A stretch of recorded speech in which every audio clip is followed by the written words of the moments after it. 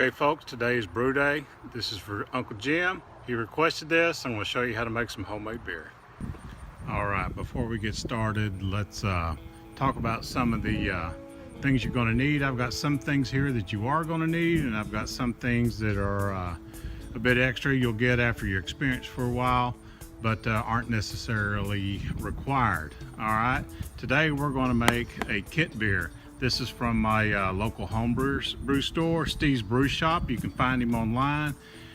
There are companies you can buy online, big nationwide companies. Actually, they're international companies now, because InBev, the people that own Heineken, and now Budweiser and half the other beers in the country have bought Midwest Brewer Supply and Northern Brewer. You can buy kits there, but any chance you have, support your local shops anytime you can. We're going to use Steve's what he calls a Pushmower Blonde Ale. It's an American blonde ale. We're going to modify it just a hair, just for my particular taste. But we're going to start off with a kit. We'll go through the ingredients here in a little bit. Next thing you're going to need will be your brew pot, your brew kettle. All right, this is a 5-gallon stainless steel. You don't really need 5 gallons. You can get away with a 3-gallon. You can brew inside, but when you're doing big batches, I don't recommend it too much, because you can have boilovers, and that sugary sweet liquid in beer that's called wort would make a huge mess, and that does not make mama very happy. All right, got your propane burner. Obviously your propane. Well, let's talk about some of the gadgets we got over here. One thing that you always want is a good sanitizer. This is my preference. It's called Star San. You don't have to worry about rinsing this off. It is perfectly safe if you get it on your hands and your mouth. If you swallow it, even, don't drink it straight, but if you get it on your fingers or there's residue left in your containers, there's absolutely no issues at all. It is phosphoric acid essentially, and that's what is your sanitizer. All right, next thing you're going to need is a brew bucket. Okay, you want food grade brew bucket. This is a carboy. This is a plastic one called a big mouth bubbler. I'm going to use it for this batch so you can see what's going on with the beer and the yeast internally. Also, you're going to need some measuring devices. You're going to need a thermometer. This is a beaker. All right, this is a triple scale hydrometer. A hydrometer is for you to test what's called the gravity of your beer, basically how thick the beer is in solution, which tells you how much sugar is in your wort, okay? Which is in turn turns into fermentables with the yeast, thus turning into the alcohol, which we love so much in our beer. You'll hear me talk about ABV, that's alcohol by volume. This kit, it measures out at 5.2% ABV. Thus, in the homebrew world, people call it lawnmower beer. It's not really strong. It's as strong as what you'd buy off the shelf, but it's a nice light beer, so it feels good after working outside in the lawn all day. Okay. All right, your next item is it's an airlock. Basically, what this does is allows the CO2 to escape from your container while keeping everything else inside. Keeps bacteria, mold, and things like that out of your beer. Okay. The next thing you'll need is a way to cool your beer. This is a chiller. It's basically a heat exchanger hooked up to a garden hose. It is not required. You can take your brew kettle and you can immerse it in an ice bath and cool that way. This is faster, easier, and you don't have to go buy 20 pounds of ice to cool your beer off. Actually cool your wort off. It's not beer until after the yeast has done its dance and created you some alcohol. Until that time, it's called wort. All right, let's look in our kit from Steve's Brew Shop and see what the ingredients are. Now, there is a rule in many clubs. It is a written rule. You have to be enjoying your home brew while you're home brewing. I'm drinking an amber ale here. It's one that I've made. I've got it in a keg. in my refrigerator. I've got a refrigerator specifically configured for beer. Showed you a bit of that in one of my previous videos. But you know, it is a requirement. Hold on just a second. Ah, that's good. All right, let's look in our kit. Once again, Steve's Brew Shop. He'll send you anything anywhere in the country. All right, let's see what's inside. All right, first here looks like we've got our instructions. He's got them laid out real easy. Just follow the steps. Right down here, list your ingredients and what the statistics of the beer. We should have a 1.049 original gravity to 1.009 final gravity, which should give us 5.2% beer. The amount of hops in here gives this 27 IBUs, which is a little more than, let's say, like a Sam Adams Boston Lager. I think that runs about 22 IBUs. IBUs is the bitterness of the beer, which the hops brings. Okay, so I'm going to modify that. I don't like it quite that high. I definitely am not an IPA type person, so we're going to bring that down just a hair. All right, what do we got in here? Let me go get some scissors and I'll be right back. Okay, let's get things open. Let's see what's in our kit within a kit here. Steve's done a great job of getting this packed up. Looks like we got a sticker. Yeah, we'll put that on our brew fridge. Steve Wilkes, he's got a great home brewing channel on his own on YouTube. So I'm sure there's a link through stevesbrewshop.com. You can check it out. Wonderful guy. Let's see, here's our yeast. US-05, which is an L yeast. And we got 2 ounces of hops. We've got Cascade hops and we've got Willamette hops. Both of them have their own characteristics. Cascade is a little more citrusy notes, and the Willamette is a little spicy and more floral, more European style. This is more of the IPA style.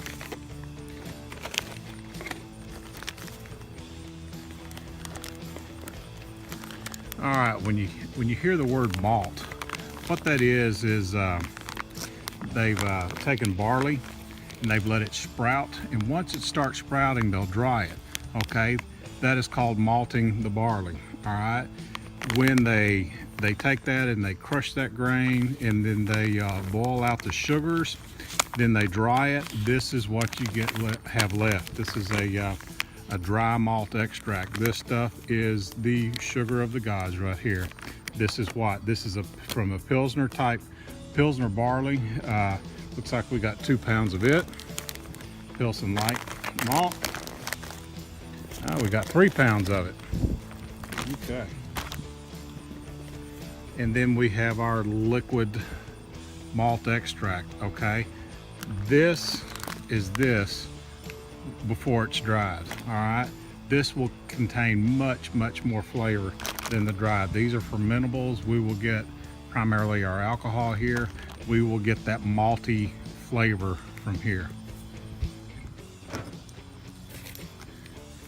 This is a Whirlflock tablet. What it does is clarifies the beer after the wort, after it's been in the boil.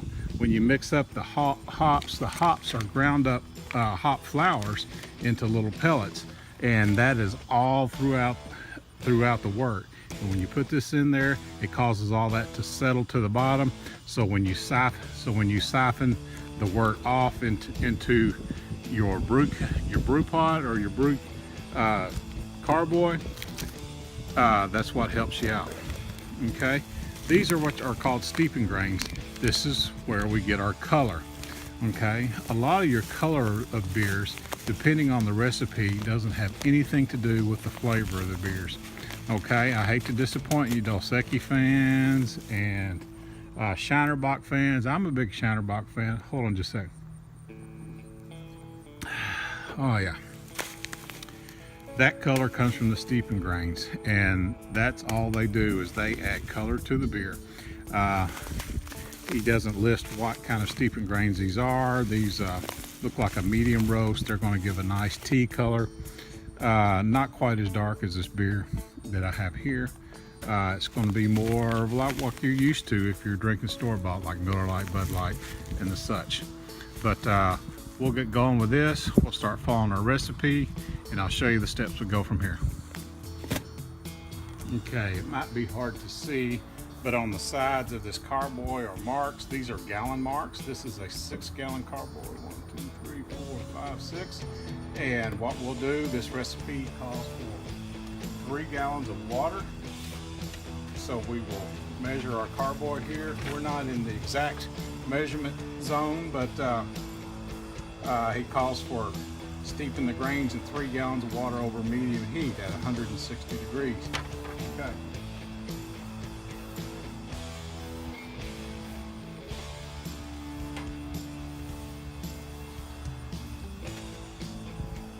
So one of the things I like to do is take a little taste off the hose. Make sure that's not the water that's been sitting in the garden hose for the last 2 weeks. Get our water nice and cool. Make sure our flavor's good. Let's measure off 3 gallons of water. Let's speed things up here and move right along.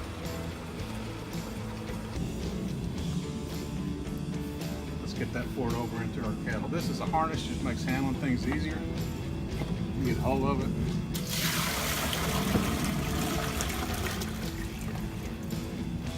This is plastic. You can buy lots of carboys. I've got them myself that are glass. But when you're out here doing this, this is great.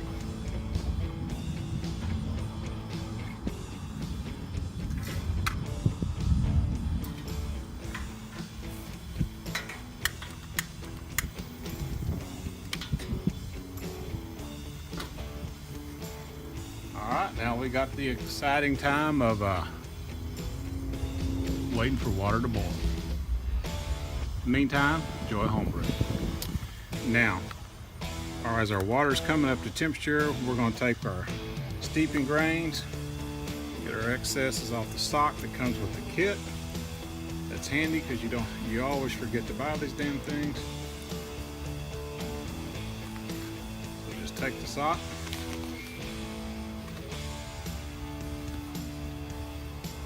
I do, you can get a hold of it, open it up, curl it back.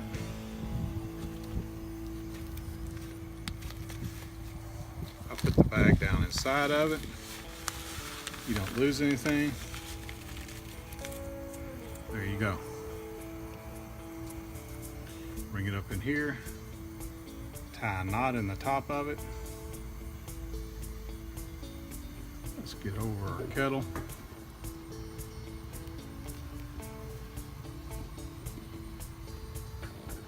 See if I can do this without melting my tripod.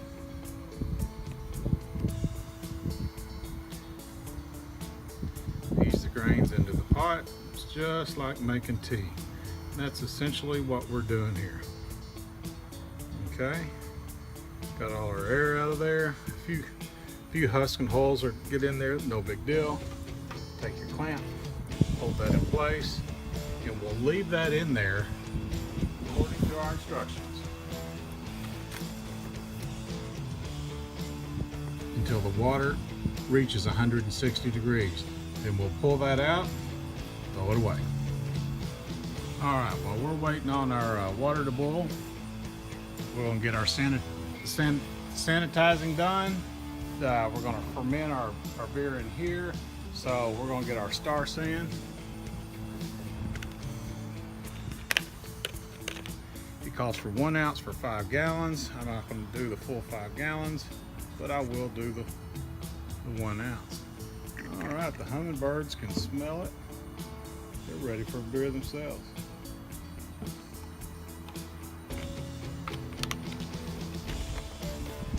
1 ounce of our star sand. Turn on the valve here.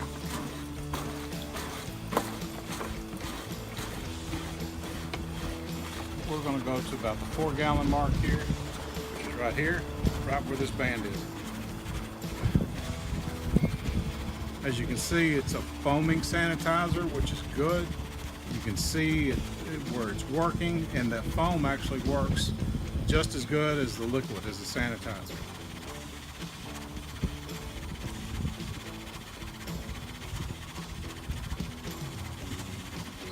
Fill up the 4-gallon mark here. Then basically I'm going to scrub all the inside of this out. I'm going to scrub my tools off, get my hydrometer all sanitized and ready to go. I'm not going to bore you with that. Everybody knows how to wash dishes, and that's basically what we're doing.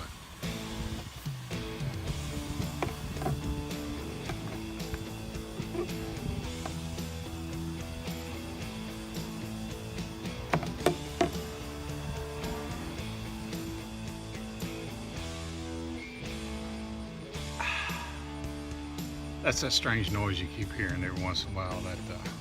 Man, that's good beer.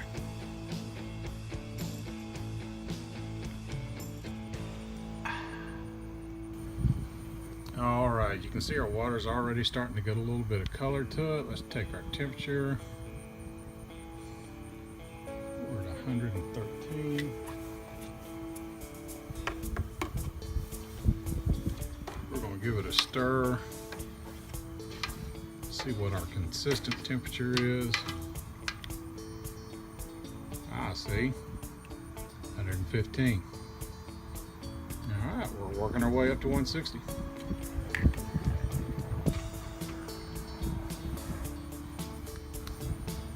While we're waiting on this to get up to 160, some of you guys might be asking, well, why didn't he sanitize our pot here? Well,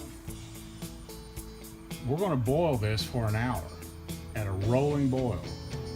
It'll sanitize itself. In fact, after we pull our steeping grains out, I'm going to put that cooling heat exchanger in there, a work chiller, that coiled copper line that you saw in here, and the boiling water is going to sanitize it as the beer boils, or as the wort boils. So, really no big deal.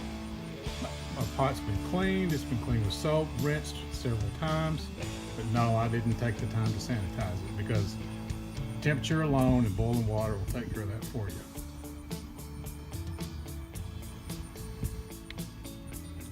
See, well, we're working on it.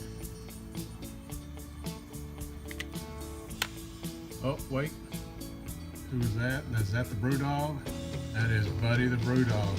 He begs me for beer. If I'm sitting out over here on our little deck, excuse the yard, it's a mess.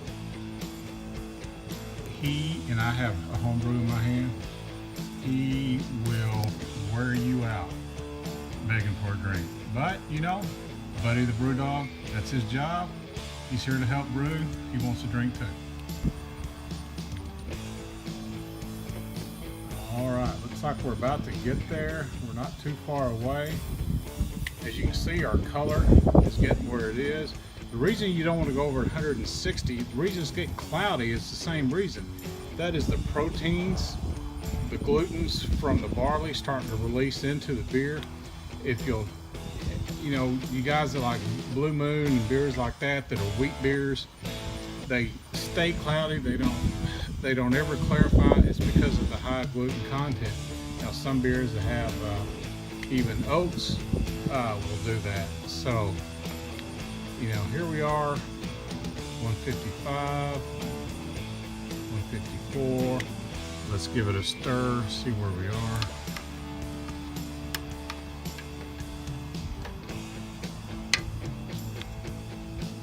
Ooh, 163.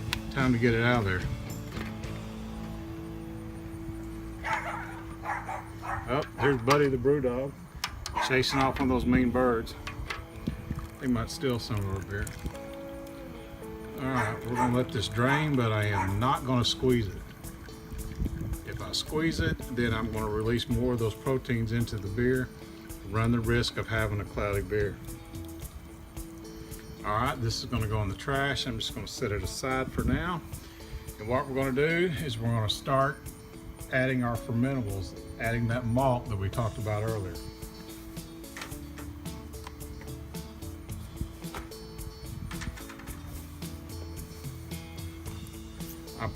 I prefer to start with our liquid.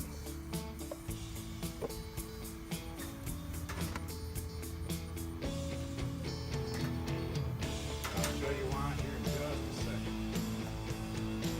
This stuff is sticky. It is as pure sugar as you can get.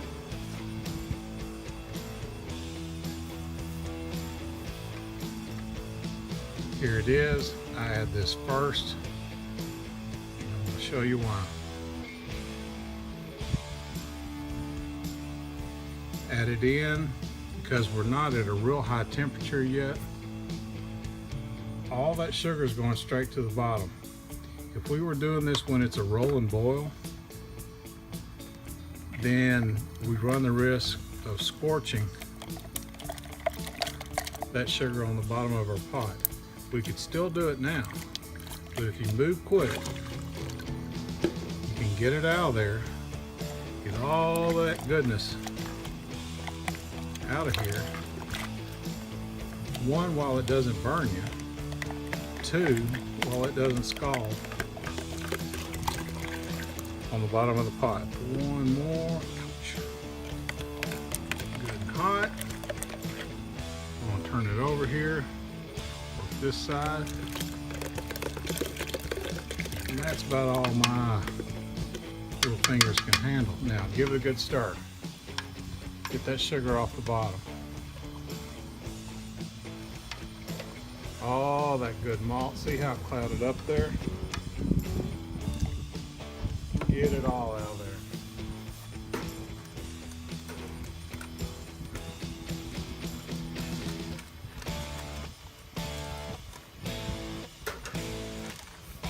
Now some people like to add all this after it's started to boil. I don't, because on this dry malt extract, as soon as any kind of moisture, I mean any kind of moisture hits it, it clumps up. So if you've got a heavy boil going and all that steam's coming off the pot, it'll just clump up in the bag, and I mean it will turn rock hard almost instantly. It's pretty amazing how it reacts with moisture. Now these little clumps at the top, no big deal, they'll break up.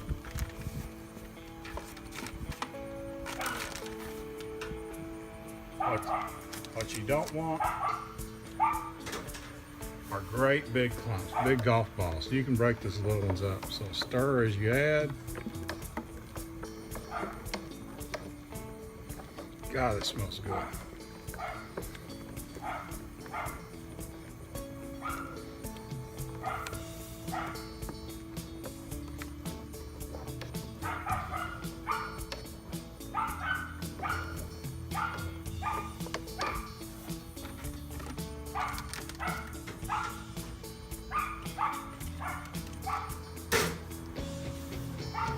And our third pound. Now, you'll see guys on YouTube, you can read books. I mean, beer's been made for thousands of years. I mean, the Egyptians made beer. So there are literally millions of recipes and millions of methods of doing this. So the way I do it, somebody else might consider wrong because their method isn't that way. But you know, you do it your way, I'll do it mine. If I enjoy my product, if my friends and my family enjoy my product, so be it.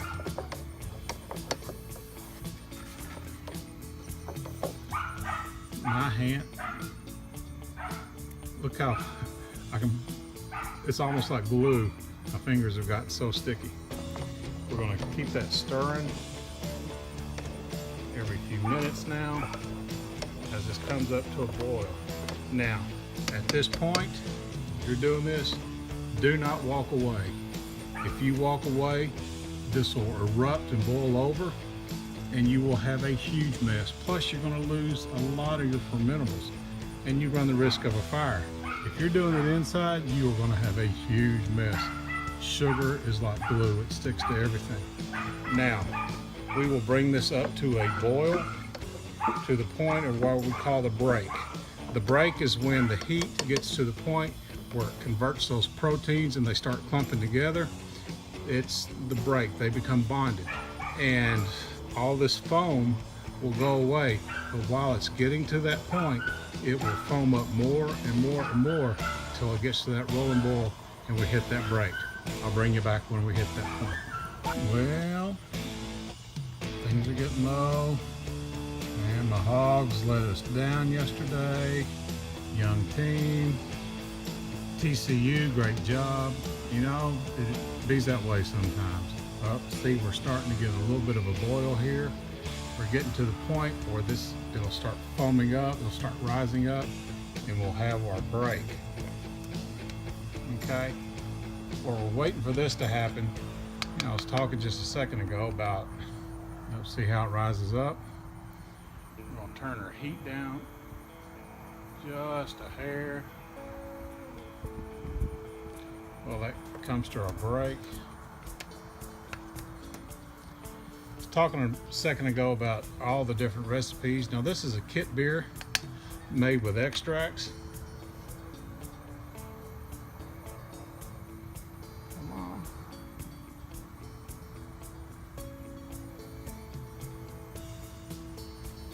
Oh, we're getting a little bit of boil over. Come on, break. Oh, see, it happens. Give it a stir, get that temperature down real quick. Buddy the brew dog wants to see what's going on. That is hot, that is sticky. All right, see how it's going down? All right, we've hit our break. Okay, those proteins have bonded together. It might do that twice depending on the mixture of grains and the types of grains that you have. But we're talking about, this is an extract kit where it requires a boil. There are a few kits that are easier to do than this, that are no boil kits. Muntins out of Australia makes some of those where you add fermentables to it.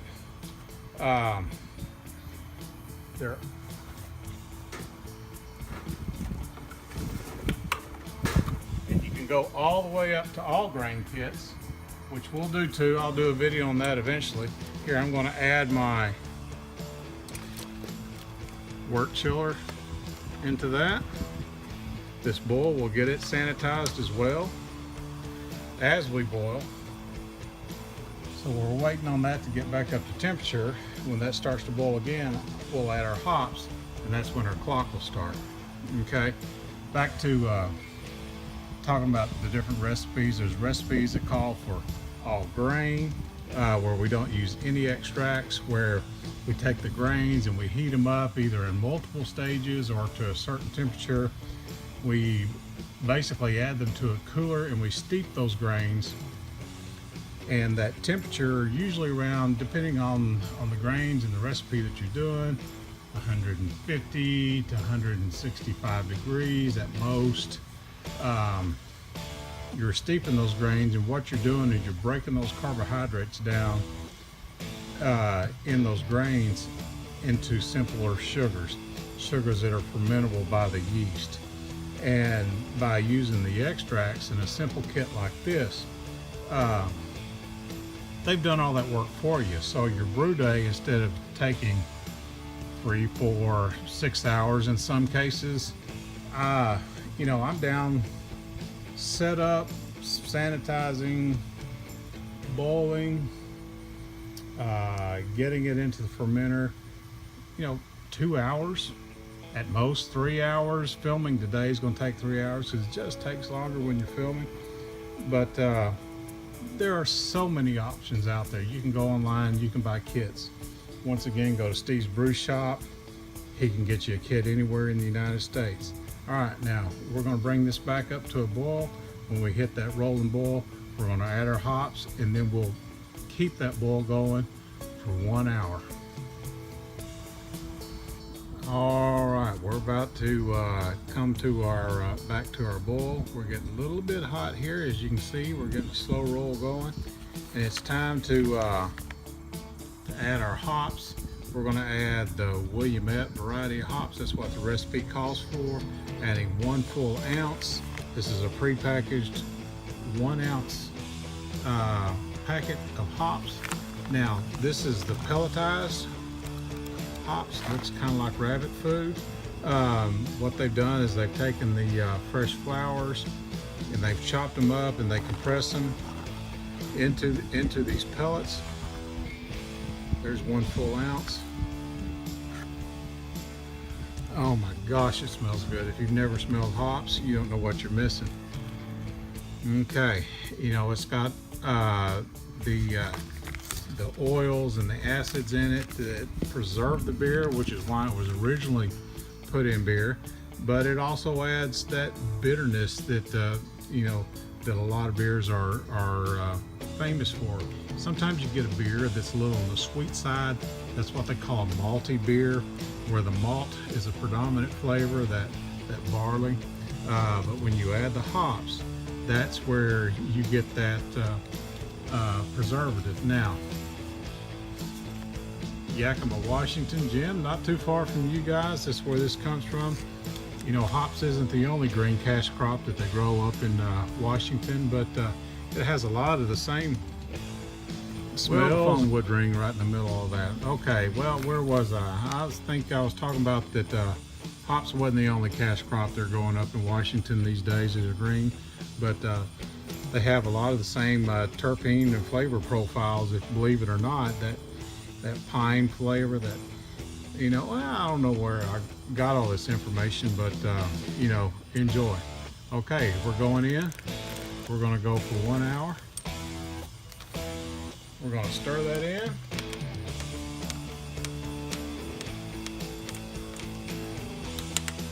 All right, see how it's foaming up. I could have a second break, which is very common. All right, we're going to get the old iPad out here, hit start, and we're going to go for 1 hour. At the 45-minute mark, we've got one thing to add. I'll see y'all in 45 minutes. Okay, we're at 31:20.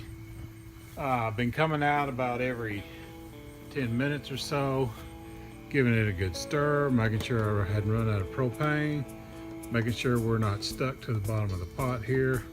We're in good shape. Here in about 15 minutes, I'm going to add our Warflock tablet. You know, I've been inside. It's Sunday, and watching the news and the Hurricane Irma hitting Florida. You know, my heart goes out to those folks down there.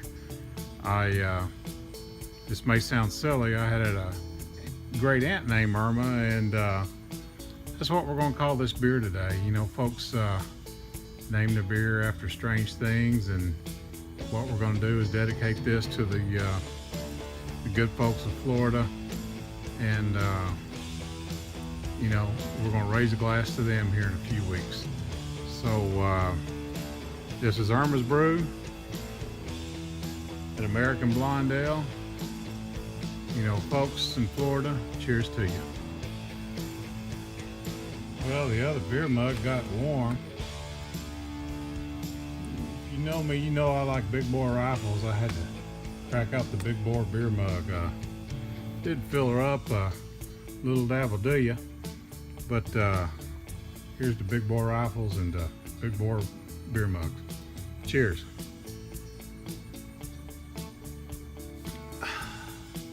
There's that same noise again. I think I got an air leak around here somewhere. All right, okay. We are just past 15 minutes. We got our Warflock tab. That is what is going to clarify everything. Drop those proteins down. Drop those hops flakes in. Just drop it in. That's all we do. Okay, folks. We're down to just a few seconds left. Over the hour that we've been boiling, we've probably lost, what, 1.5 inches, maybe 2 inches of liquid off of our boil. And that's very typical. And it really doesn't matter, because we're going to be bringing this up to the 5-gallon mark when we add water to it. So all the sugars are still there. All the hops is still there. It's hot, but it's sticky. Up. There's our timer. Let's kill our heat. Alrighty. For our instructions, at flame out, we're supposed to add 1/2 ounce of Cascade hops. We're not doing that. We're going to keep our beer not quite so bitter. Let me kill our timer.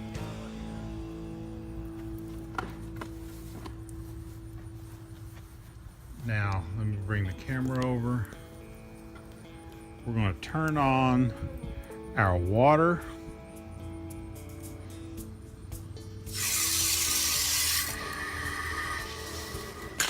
Get it circulating.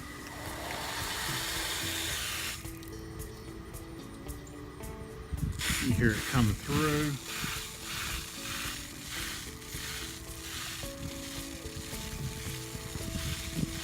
And it is dramatic how fast that brings the temperature down.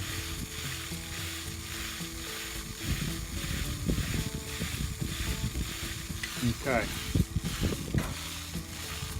Let's take the camera over to the end of our hose. Way over here.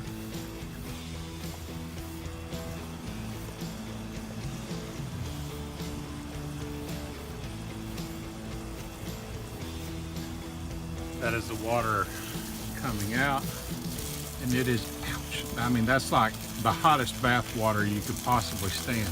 And what that is doing is that is a garden hose, and that is transferring that heat from that boil in through those copper coils and out the end of this hose right here.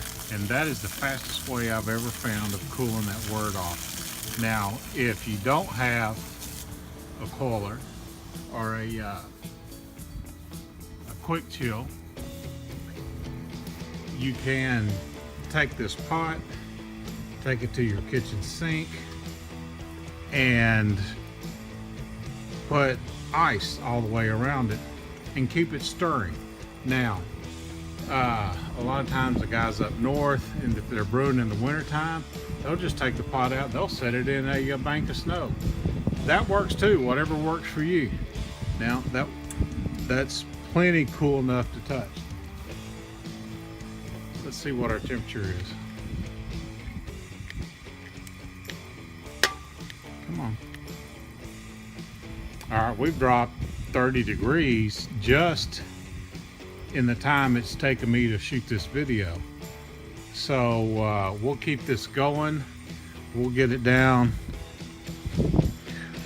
probably to about the 80-degree mark. Then we'll put it in our fermenter and add our water to that. Be back in a few. Now, while our beer is cooling down, our wort is cooling down, we'll get all of our items out of our sanitizer. I like to leave the sanitizer in my little vial here.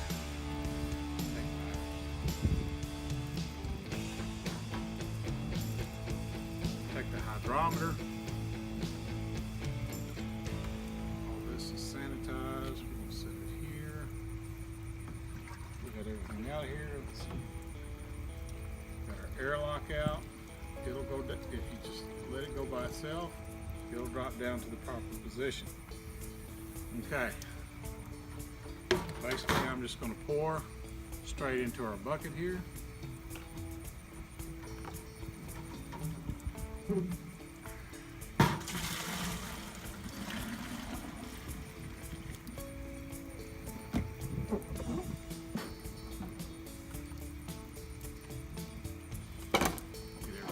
Up. Put our airlock in there while our wort's cooling down. Just let her be.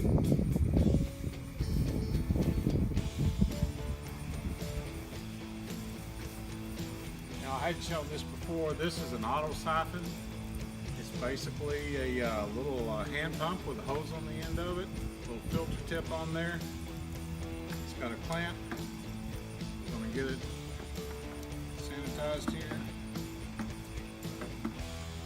Because at this point, now that we're cooling down, that we're below the 140-degree mark, everything that touches it has to be sanitized.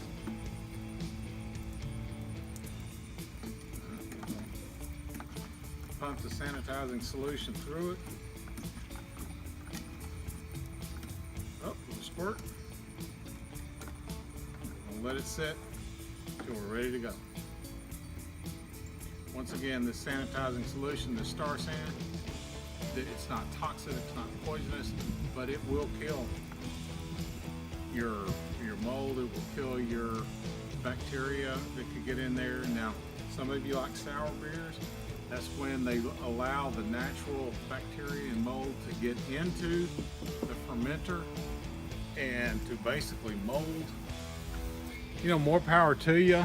I love blue cheese and I like a few of the sour beers, but you know, when you start getting that 7, 8, 9, 10 bucks a glass, you know, I'm not going to take the chance on a kit. You know, this kit right here, I paid what, $43.56 for this kit. I've got probably another $1 worth of my own materials in here, and you know, I'm not going to take the chance of doing a sour.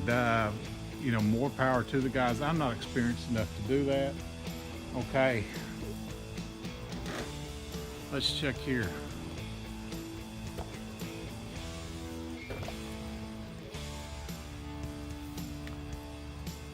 We're down to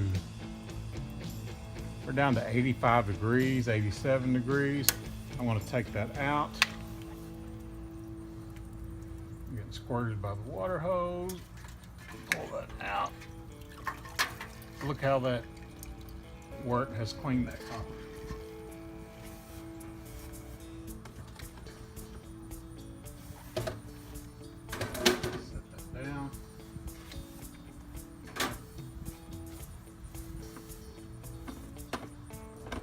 Bring our fermenter over.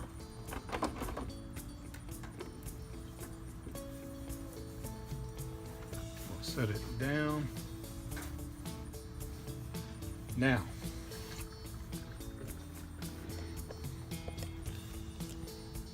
let's get where we can go. Here's one of the secrets. Give it a spin. We're going to stir it up for now. You don't want a hard, heavy spin. But what that'll do, see those blobs of white stuff there? That is that protein that is coagulating. You want to keep that to a minimum. We're going to let that swirl. What that'll do is it'll come together and settle in. And then what I'll do is I'll put my auto siphon in place, and we're going to siphon that down into our fermenter here, which is a big mouth bubbler. Add our water to it, bring it up to 5 gallons. Add our yeast, and at that point, we're making beer, baby. I'll be right back. Okay, as you can see, those solids and those leaves of hops are starting to fall down through our whirling process. Right now, we don't want to touch it. We want to let it do its thing. As that settles down around the outside, we are going to pump.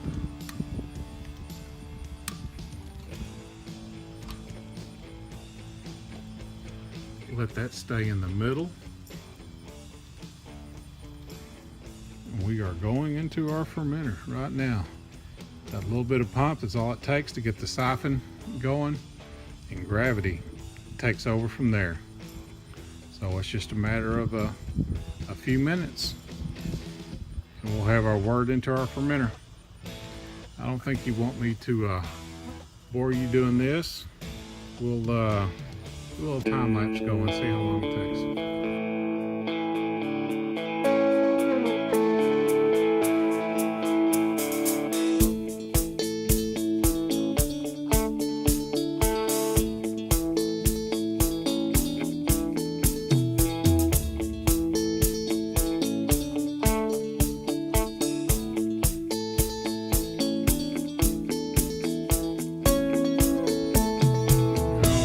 As you can see here, we're getting down to the drudges at the bottom, all that protein.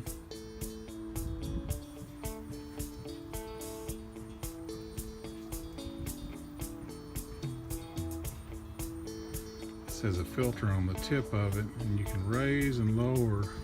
Okay, as you can see, we got maybe an inch left in our pot down there, and that's okay. We're going to leave all those dredges in there. We're going to take that, we're going to pour it in the garden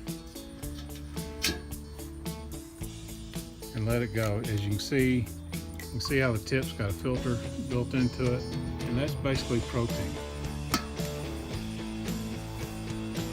Pull this out.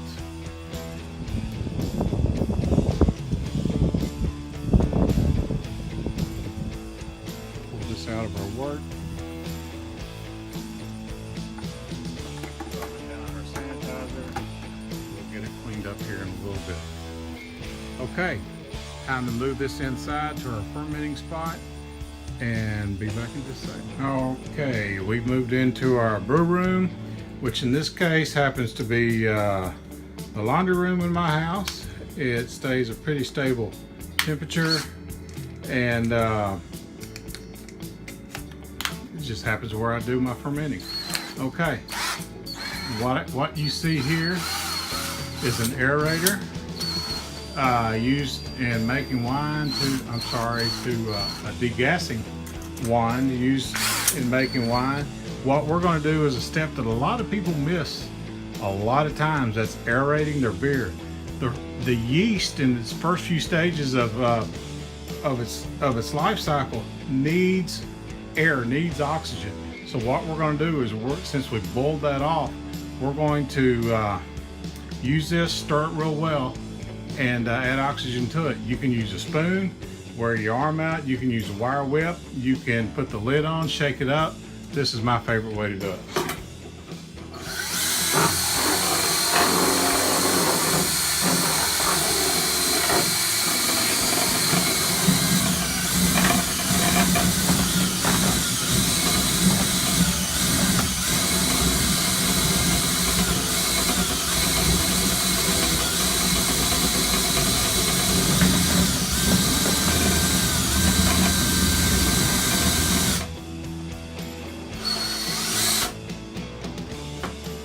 And that's all it takes.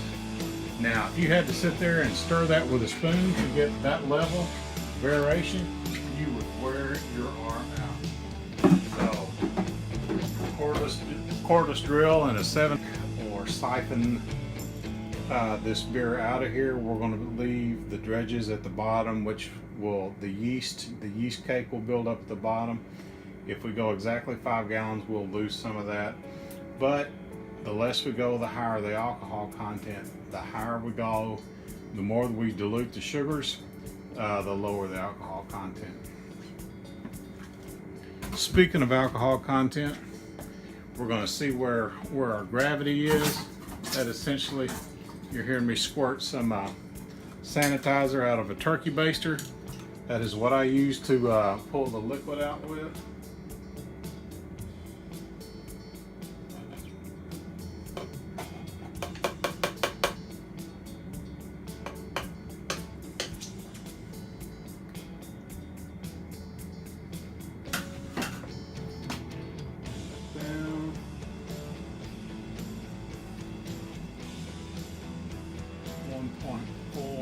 Probably 1.42. Much better, much better. I'm a lot happier with that. When you're messing with the camera, you kind of get out of sync and get out of steps. You're having to think and talk your way through this. Okay, let's take a temperature reading. 79.5.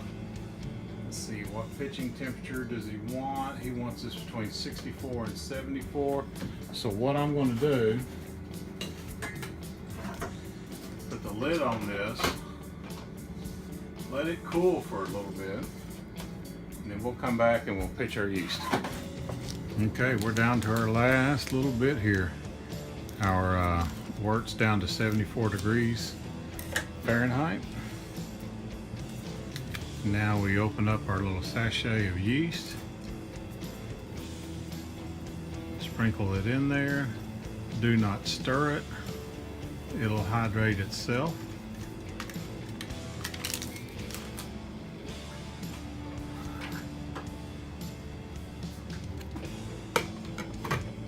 Put our lid on. Let me go get our airlock and I'll pop that in place. Okay, got our airlock here, got it filled up with our sanitizer to our fill line. You just drop it in place, get it pushed down in there, and that's all it takes. Let Mother Nature do it from there. Now, some people put vodka in there, that's okay. I put the sanitizer in there. That way, if for some reason somehow a vacuum gets pulled in, or this foam here called a croissant builds up and squirts out the top, you don't want something in there, just plain water, where it could suck bacteria or wild yeast or mold or something like that back into the work. So we're going to let Mother Nature take its course. Whenever the yeast takes off, I'll bring the camera in here and show this here tomorrow sometime. This will be bubbling away. That's CO2, turning that sugar into our lovely beer. Nothing like good beer. All right, see you guys in a week.